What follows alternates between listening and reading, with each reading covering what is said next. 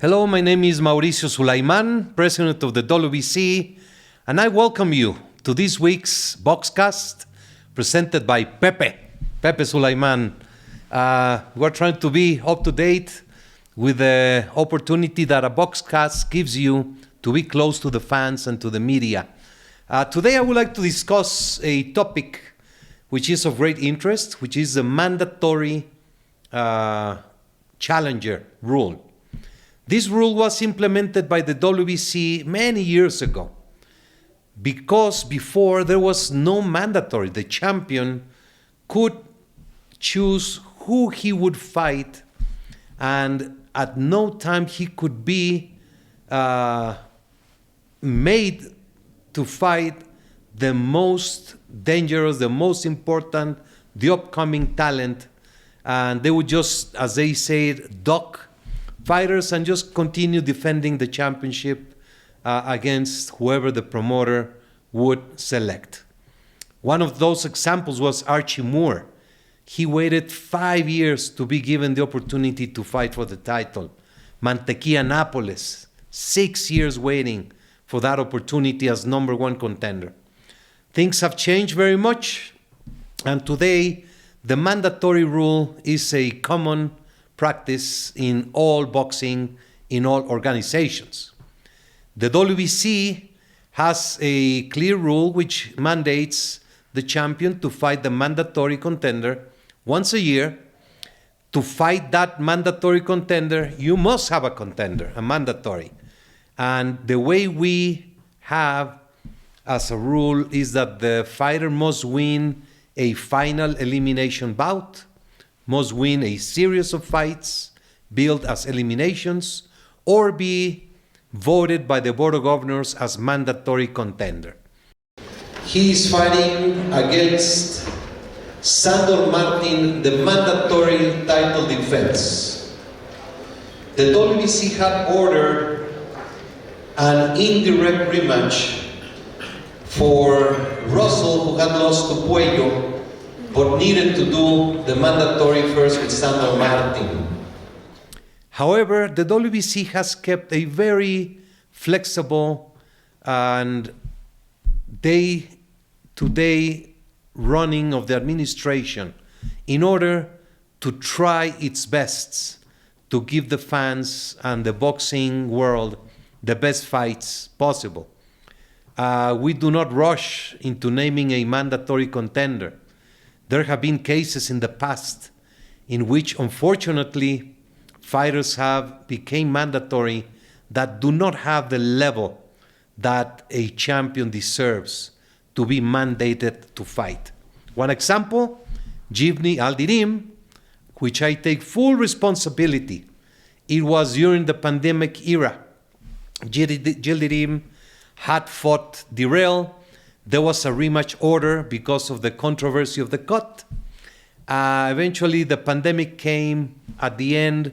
Benavidez did not make weight, lost the title on the scale, and then Yildirim was there without fighting 2 years, and that ended up in a very embarrassing fight with Canelo Alvarez. Again, I take full responsibility.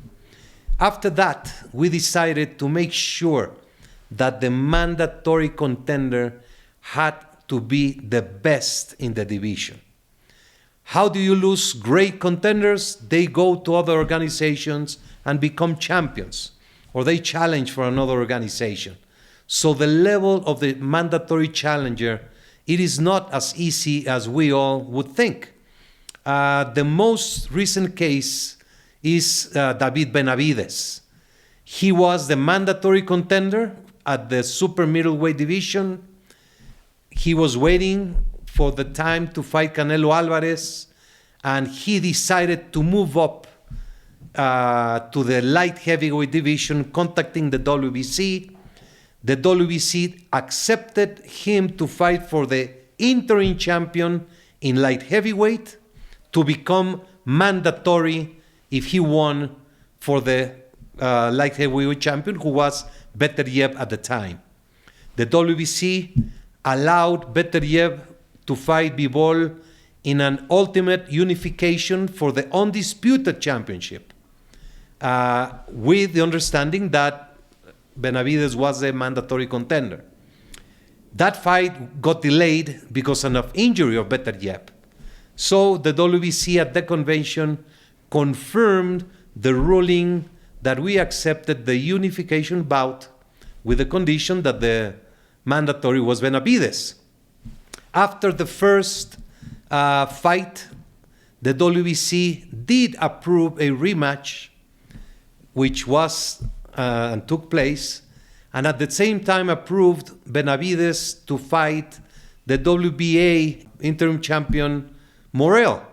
Benavidez defeated Morel on the same month as Beterbiev fought Bivol for the rematch, and it was also clear to everyone that Benavidez was the mandatory challenger of the division.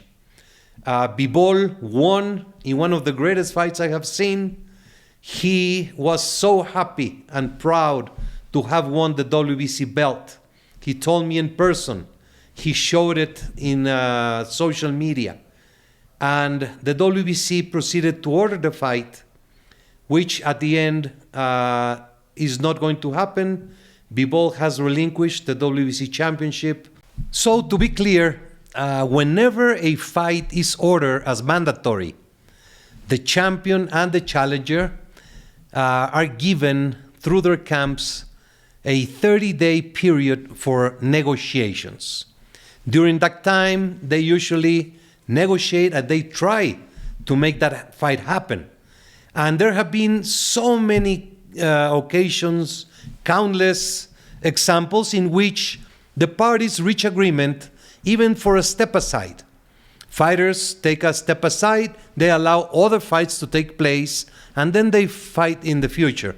So there is never a strict, deep situation. The WBC has been very flexible. We want the best fights to happen, and that is why the mandatory contender rule is one of the most important that needs to keep the order running in the administration of the championship of each weight category. And the WBC has confirmed David Benavidez as the WBC champion. We wish Bivol the best of luck. Great fighter, great champion. We will see what the future plans ahead for him, and perhaps he will eventually again fight for the WBC in the future.